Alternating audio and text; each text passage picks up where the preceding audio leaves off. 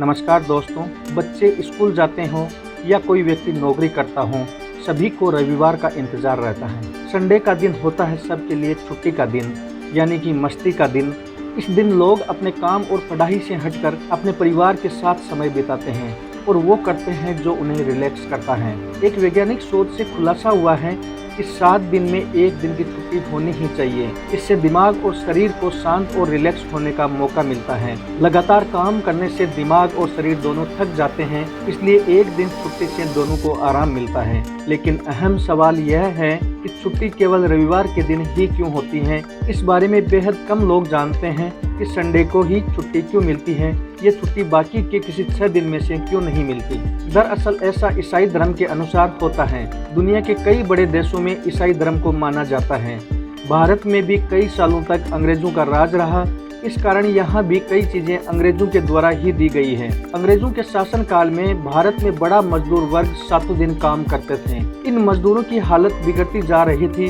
इतना ही नहीं, इन्हें खाना खाने के लिए लंच का समय भी नहीं दिया जाता था। इसके बाद मजदूरों के नेता मेघाजी लोखंडे ने मजदूरों के हक में आवाज उठाई थी और उन्होंने यह तर्क दिया था कि सप्ताह में 1 दिन ऐसा होना चाहिए जब मजदूर आराम करने के साथ साथ खुद को वक्त दे सके। ऐसा माना जाता है कि मजदूरों के इस नेता का प्रयास सफल हुआ और अंग्रेजी हुकूमत को रविवार के दिन सबके लिए छुट्टी घोषित करनी पड़ी।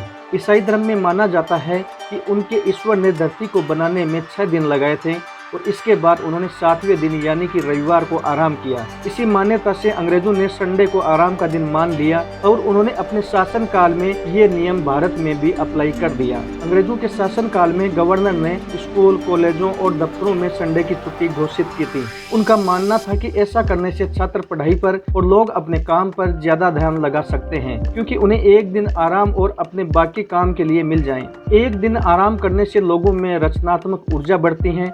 सबसे पहले भारत में रविवार की छुट्टी मुंबई में दी गई थी। केवल इतना ही नहीं, रविवार की छुट्टी होने के पीछे एक और कारण है। रविवार की छुट्टी को लेकर कई धार्मिक मान्यताएं भी हैं।